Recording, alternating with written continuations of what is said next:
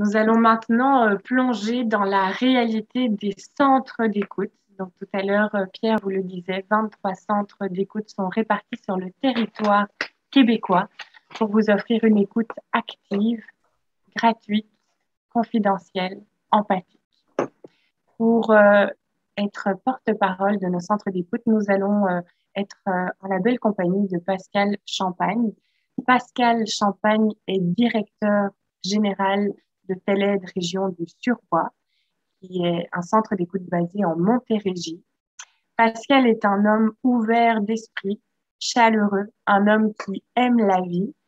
Son parcours est un peu atypique puisqu'il a œuvré durant plus de 17 ans à titre d'intervenant scolaire avant de faire le saut à TELED.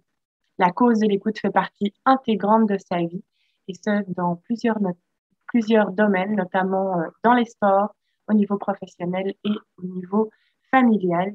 Pascal, je te remercie d'avoir accepté d'être avec nous aujourd'hui et de représenter les centres d'écoute. Je t'invite à ouvrir ton micro et le micro est à toi. Merci Marie, merci Martine, merci Pierre. Je suis heureux, je suis nerveux de vous présenter quelque chose de concret ce matin, c'est un peu ça. Bonjour à vous tous, mon nom c'est Pascal Champagne. De par mon titre de directeur général à TELED Région du Suroît, mais je demeure surtout un maillon parmi les autres centres d'écoute téléphonique au Québec. Puis je peux vous dire que je suis très fier d'être membre de l'Association des centres d'écoute téléphonique du Québec. Marie, si on peut revenir sur l'image des deux cerveaux que l'on voit là, j'ai choisi cette image-là comme représentation pour les centres parce que deux cerveaux en effervescence avec des liens qui se créent et tout ça, je trouvais que c'était approprié afin de vous montrer un petit peu cette image-là, pour moi, ça reflète ce que j'ai découvert aussi, c'est qu'il y a des travaux qui ont été publiés en 2010. Là. Je vous donne la référence vite faite. C'est un professeur en neurosciences qui, de par leurs travaux, suggère que certains systèmes du cerveau humain sont dotés de neurones miroirs qui jouent un rôle dans des processus cognitifs comme la compréhension des émotions. Fait que pour moi, pour les centres d'écoute, être un miroir pour l'autre, c'est un des objectifs des centres d'écoute au Québec. Je trouvais ça opportun, je trouvais ça intéressant de représenter tout ça. Donc, voilà. Instinctivement, j'ai accepté d'être porte-parole des centres d'écoute tout simplement parce que je me devais, je sentais une certaine responsabilité à mon tour de transmettre ce que les centres d'écoute offrent. Oui, l'écoute empathique, active, tout à fait, mais surtout la nécessité qu'est l'écoute avec un autre être humain. Pour moi, c'était ça qui est important, donc j'ai accepté en tout point. Bien, à ce jour, nous avons l'opportunité, comme centre d'écoute, nous avons la force, le pouvoir de faire partie d'une belle association, on l'a mentionné à maintes occasions, qui regroupe près de 23 centres d'écoute au Québec.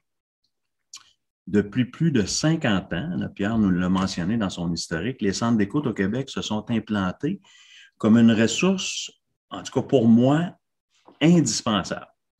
Puis justement, pour vous dire à quel point je trouve ça indispensable, j'ai une petite statistique amusante. J'ai demandé à Pierre de me répertorier les années de fondation de tous les centres d'écoute. Puis, je vous lance ça comme ça. C'est amusant, mais c'est assez frappant.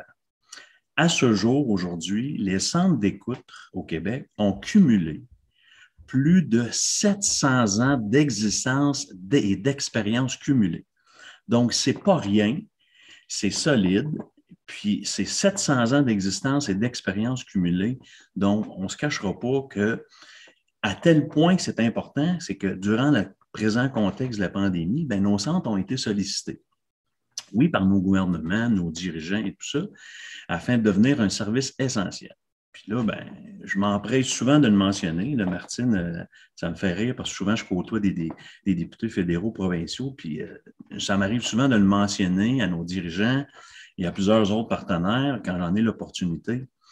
C'est que moi, le constat de tout ça, c'est que les ressources communautaires, ça doivent être reconnues comme faisant partie intégrante de la fondation même de notre réseau de la santé au Québec. Pour moi, là, c'est inévitable de le mentionner à chaque fois, tu sais, puis c'est important. Fait que maintenant, ben, c'est à nous de poursuivre sur ce constat-là, puis participons tous et chacun, à faire valoir puis reconnaître nos services d'écoute auprès des gens qui sont concernés. Donc, voilà. On peut peut-être passer à la... Oui, exactement. Donc, pour la population en général, pour moi, je suis dans le domaine des centres d'écoute depuis seulement 3 ans, puis souvent, j'ai des gens, j'ai des amis, des anciens collègues. Pour la population en général, c'est quoi une ligne d'écoute? On parle de centres de crise, on parle de centres qui font des appels d'amitié et tout ça. Fait que pour moi, c'est important de départager un peu c'est quoi une ligne d'écoute, puis ça sert à quoi? Dans le commun des mortels, on vit déjà dans nos centres d'écoute respectifs, on sait un peu plus de quoi on parle. On n'est pas avec des œillères, mais j'ai l'impression que pour la population en général, des fois, c'est un sujet, ça représente quoi? Fait, afin de répondre à ces deux types de questions, je vous présente ceci. J'ai bien aimé d'entrée de jeu, j'ai entendu les commentaires de M. Joux, si je ne m'abuse. Une ligne d'écoute, c'est quoi? Ben, c'est un endroit où on peut se déposer, s'ouvrir avec un autre être humain, puis même se réfugier l'espace d'un moment. Une ligne d'écoute, ben, c'est un endroit où on sera accueilli, sans jugement, avec une ouverture, puis surtout le respect de l'autre dans sa confidentialité. Donc, pour moi, c'est ça, une ligne d'écoute. Une ligne d'écoute, ça sert à quoi? Mais ce que j'explique un peu aux gens, puis ce que j'essaie de faire valoir, c'est qu'une ligne d'écoute, ça sert à ventiler. Ça sert à se questionner. Ça sert à permettre de trouver en soi ses propres solutions.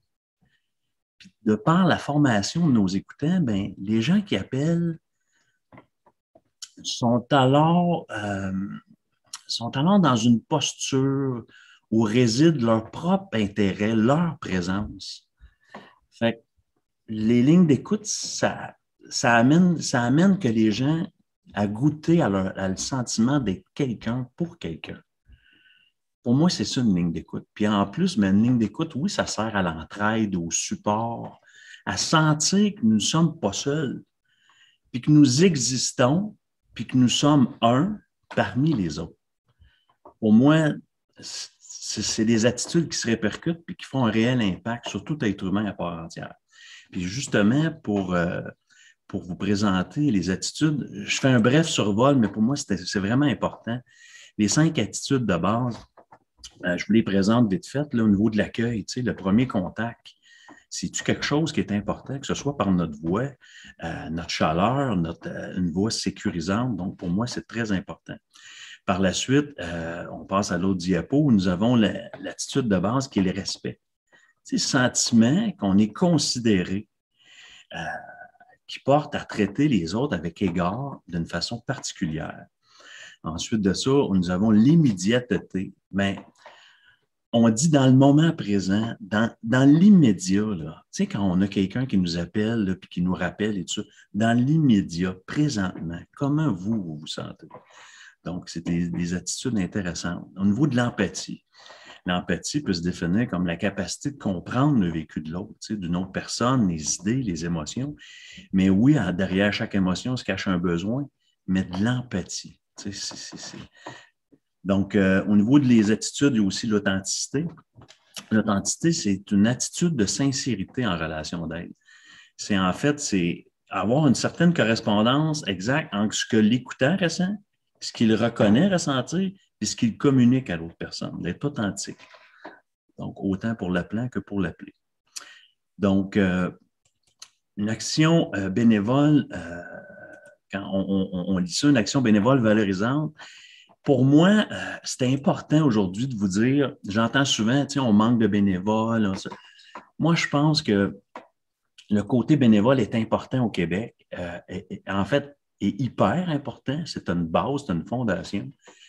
Puis moi, ce qui me saute aux yeux, là, à chaque fois que je discute avec une personne qui désire devenir bénévole, aujourd'hui encore, ce matin, c'est ce sentiment-là qui revient toujours à chaque rencontre.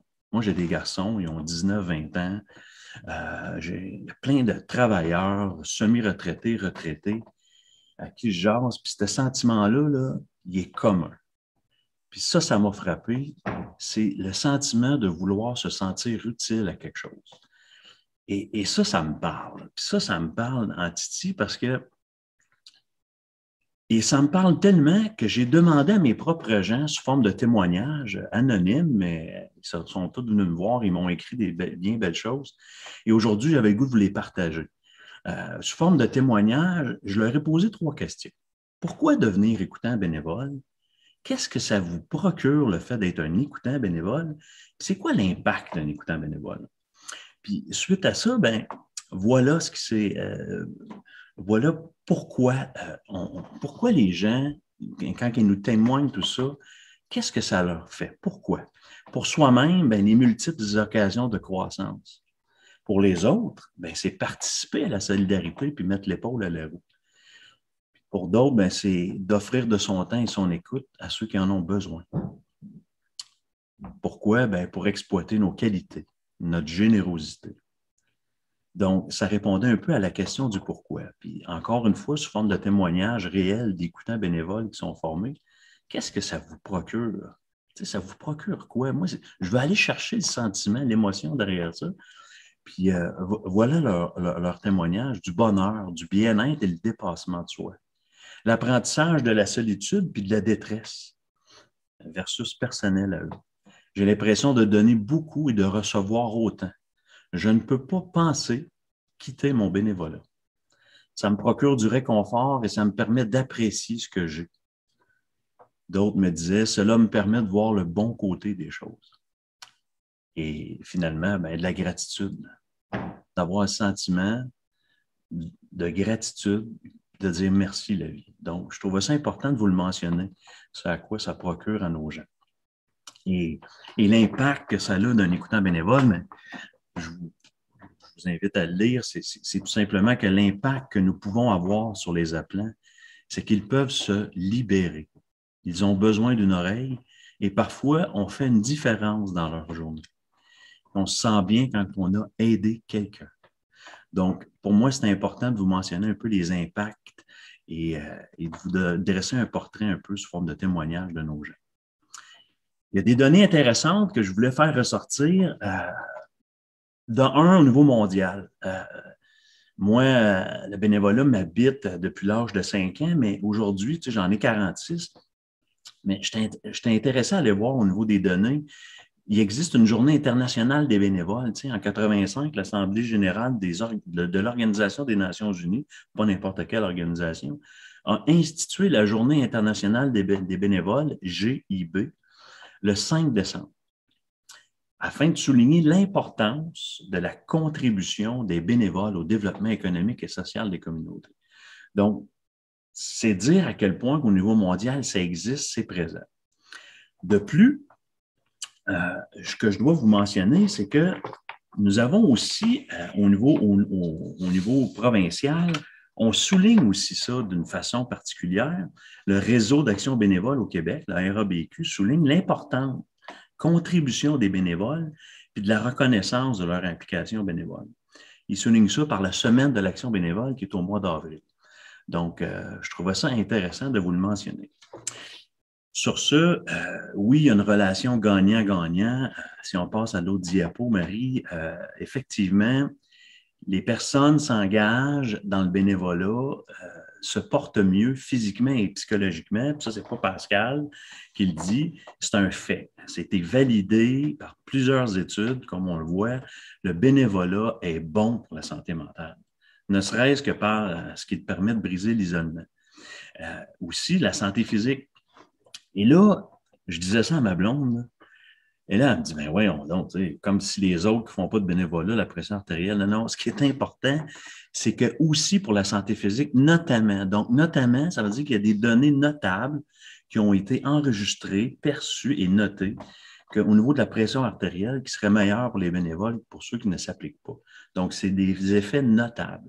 Il y en a un paquet d'autres, mais c'est noté, c'est documenté. Donc, je trouve ça important de vous le mentionner. Et ben là, je mets le site de l'asset, la ligne d'écoute.ca, qui justement est une recette pour moi qui est gagnante-gagnante. Juste avant de passer à la prochaine diapo, petite conclusion comme ça, je voulais, question de vous soulever une petite question. Pour moi, c'est important de finir ça là, sur une petite forme drôle et le fun un peu, concernant, pas l'impact, mais au niveau des questions. Là, je me perds un peu dans mes papiers, mais ça pour vous dire que vrai ou faux, à savoir, est-ce que, je vais juste retrouver mon petit papier, c'est important pour moi de vous le mentionner, de l'impact, un petit peu, données intéressantes. Bon, voilà. D'accord. Merci de votre patience. Pour moi, c'est important de vous le mentionner par une petite conclusion qui dit que ceci, vrai ou faux, est-ce que les personnes qui s'engagent dans le bénévolat se portent mieux physiquement et psychologiquement? Donc, vrai ou faux, bien, ça, c'est pas encore une fois, c'est pas Pascal qui le dit, c'est vrai. C'est un fait qui a été validé, et ça par plusieurs études. Le bénévolat est bon pour la santé mentale, ne serait-ce parce qu'il permet de briser l'isolement. Mais comme je vous disais, oui, à cause aussi de la santé physique, je me répète, mais à quel point c'est vrai, c'est que c'était validé par plusieurs études. Donc, pour moi, c'est important de vous le mentionner. Puis c'est important que les gens en soient conscients aussi. Donc, question d'aller semer aussi tout ça. Ben voilà, finalement, j'ai fait le tour. Pour moi, c'est important de vous le mentionner, le bénévolat, les lignes d'écoute, l'importance. Merci à vous tous de votre écoute. Merci à l'Association des centres d'écoute téléphonique du Québec, en fait, pour leur confiance et leur patience, parce que Pierre, tu es un gars qui est très patient, Marie-Julie aussi. C'est important de vous le dire. Puis, j'ai un petit clin d'œil aussi, un petit merci spécial à mon père pour sa contribution, son apport à l'ouverture d'un centre d'écoute il y a plusieurs années. Je suis très fier de lui et je lui ai déjà mentionné. Donc, pour moi, c'est un plaisir. Merci de votre écoute. Puis, au plaisir.